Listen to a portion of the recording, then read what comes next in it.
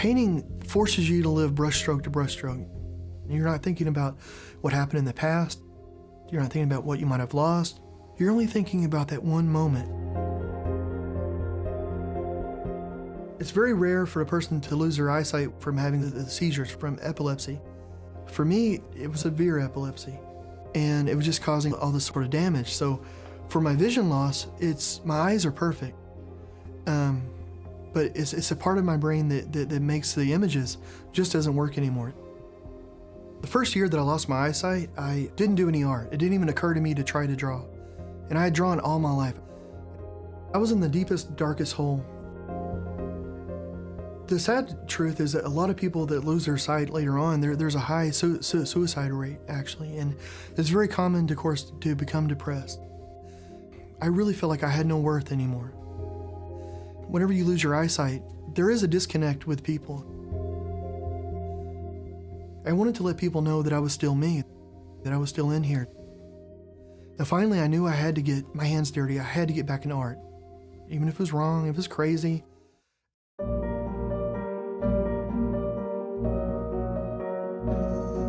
I started one evening with this paint that dries really fast and it leaves a raised line.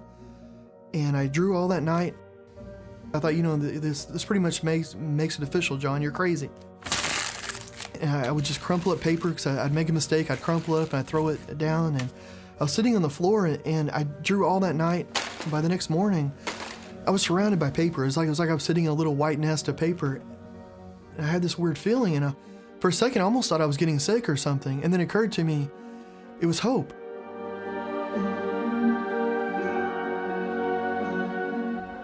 The raised lines are a map for me. It's a way to guide myself across the canvas.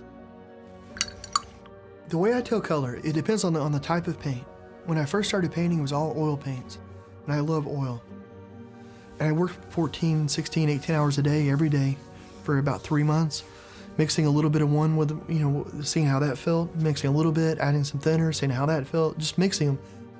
If I'm working with a black, it'll be runny almost like oil. And if I'm working with a titanium white, it's like toothpaste. So whenever I'm mixing these two paints, they feel completely different. So if I want a gray halfway between, I just mix for a texture that's halfway between that really loose feeling and that really thick feeling. And it turns out that's a very precise way of mixing color. Use your eyes to know where you are on a canvas and to know where you've been.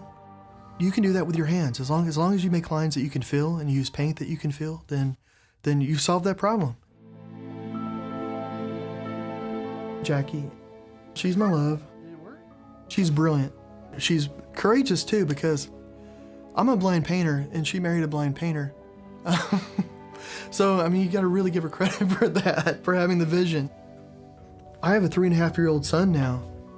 The seconds after he was born, I was able to feel his face and see what he looks like. That's such a gift. You wanna feel my face first? Okay. The feelings I had, feeling his face when he was born, I learned more from color from that than any color theory book I've ever read. I paint the same way really any artist does. The only difference is that everything that most artists would use their eyes for, I have to use my sense of touch for. So I replace my eyes with my hands. I can visualize what you look like by feeling your face. I'm breaking it down. Like the ear breaks down into 3 different areas that I feel. In my mind, I'm doing this, and then that goes to the next area, and the next area, and then that bridges over to the nose, and through the mouth, to the chin, so that what you're doing is you're building a model of it, and every part that you learn lends to another part of it. It really is amazing, though, how much more information you're able to pull from that just by touch, and I never would have known that if I hadn't lost my eyesight. It's an amazing tool for any artist, whether you're blind or sighted. Whoever I'm going to paint, of course, I have to meet them. I have to be hands-on with them. That opens up so much more. For me, color is emotion, and emotion is color, and sound is color, and flavor, and just everything that you can experience. The whole world becomes color.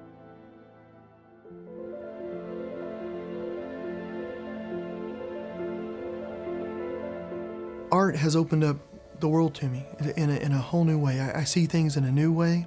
I see less, I have to feel to see. But what I do see, I see with a lot more detail. And a lot more emotion to it. For me not to paint during a day is like someone saying, well, I'm not gonna see today. I saw all day yesterday, I'm tired of it, I'm not gonna see. But painting is the way that I know the world now. It's the way I visualize the world. It's my connection to it. Like, I love my family, I love my son, I love my wife, but painting is just a part of me. I didn't paint before I lost my eyesight, but it was because I was too afraid. I had a fear, like I knew that I wouldn't be a very good painter. It wasn't till after I lost my eyesight that I wasn't afraid to fail anymore.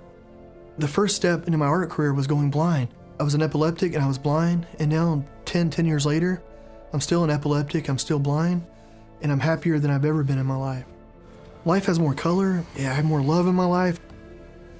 And I think what I learned from losing my eyesight and finding art is just to try to stay in the moment.